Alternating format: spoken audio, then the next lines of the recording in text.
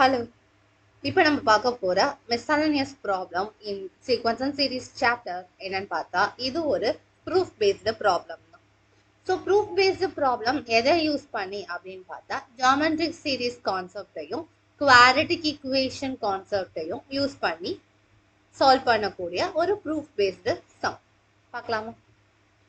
Question என்ன அப்படின்னா, if a and b are the roots of x square minus 3x plus p equal to 0 and c and d are the roots of x square minus 12x plus q equal to 0 where a, b, c, d forms a GP.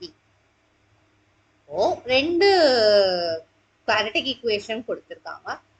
Quadratic ஈக்குவேஷனோட ரெண்டு ரூட்டை வந்து ஏ பின்னு denote பண்றாங்க. அடுத்த quadratic ஈக்குவேஷனோட ரூட்டை C and tin represent பண்றாங்க.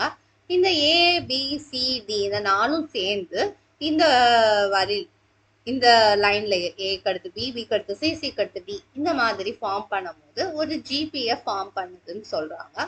நம்ம என்ன proof பண்ணணும் அப்படின்னா, அந்த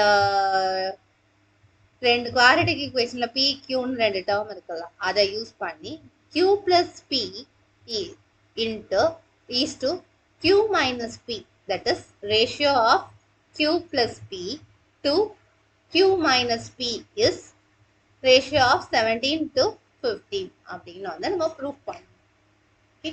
என்னடா ரொம்ப வந்து ஏபிசிடின்னு அன்னோன்ஸா இருக்கு, பிக்யூ அன்னோன்ஸா இருக்கு, ஆனால் ஆன்சர் மட்டும் நம்பரா வருது அப்படின்னு யோசிக்க கூடாது. நம்ம சம் செஞ்சா நமக்கும் கரெக்டா ஆன்சர் வரும்.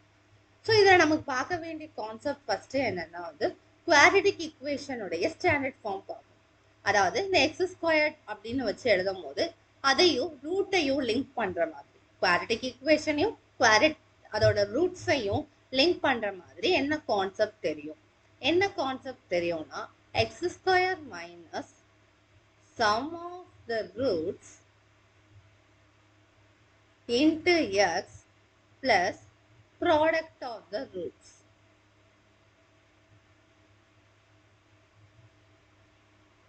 இப்படி ஒரு கான்செப்ட் இருக்கிறது நமக்கு தெரியும். அப்படின்னு பார்க்கும்போது ஏபிங்கிறது வந்து first equation, that is X square minus 3xp equal to 0. இதனோட ரூட் வந்து ஏபி அப்படின்னா ஏ பிளஸ் பி என்னவா இருக்கும்? 3ஆ இருக்கும். ஏபி வந்து பிஆ இருக்கும்.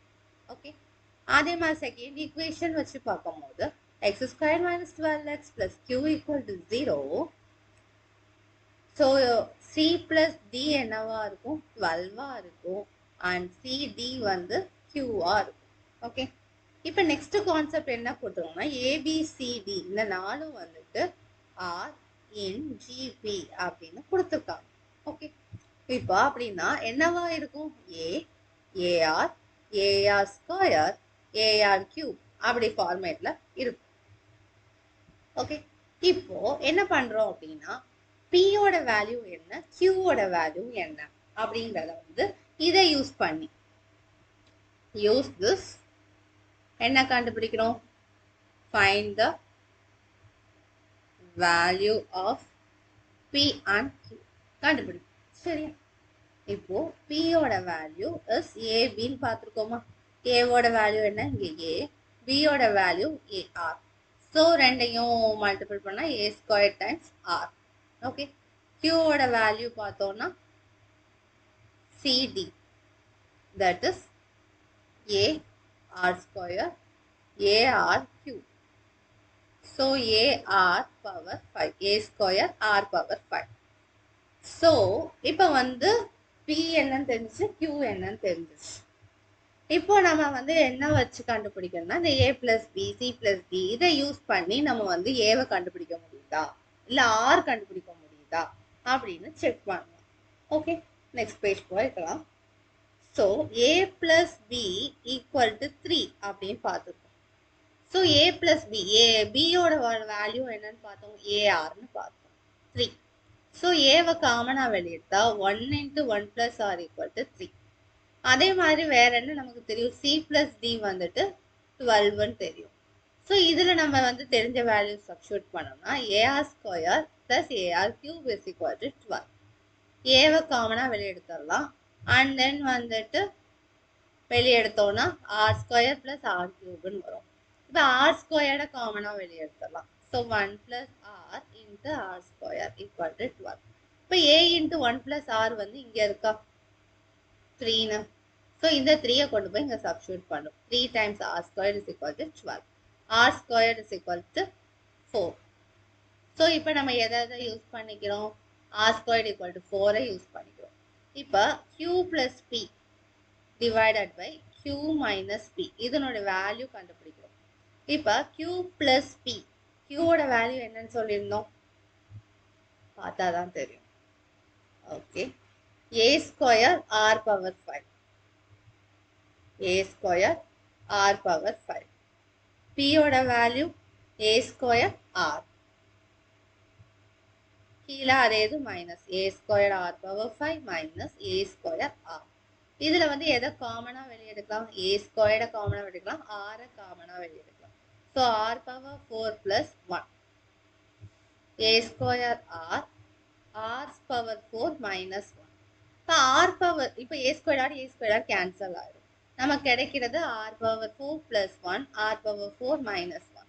இப்போ r ஸ்கொயர்டுக்கு நமக்கு வேல்யூ தெரியும். ஸோ r ஸ்கொயர் பவர் ஸ்கொயர்னு எழுதலாம் r பவர் 4. அப்புறம் ஆர் ஸ்கொயரோட வேல்யூவை அங்கே சப்ஸ்டியூட் பண்ணலாம். 4 square plus 1, 4 square minus 1. Okay, இப்போ 4 ஸ்கொயர்னா 16 plus 1, then 16 minus 1, which is 17 divided by 15. So இதை எப்படி எழுதலாம்? மறுபடியும் ரேஷியோவா q plus p is to q minus p equal to 17:15. Hence proved.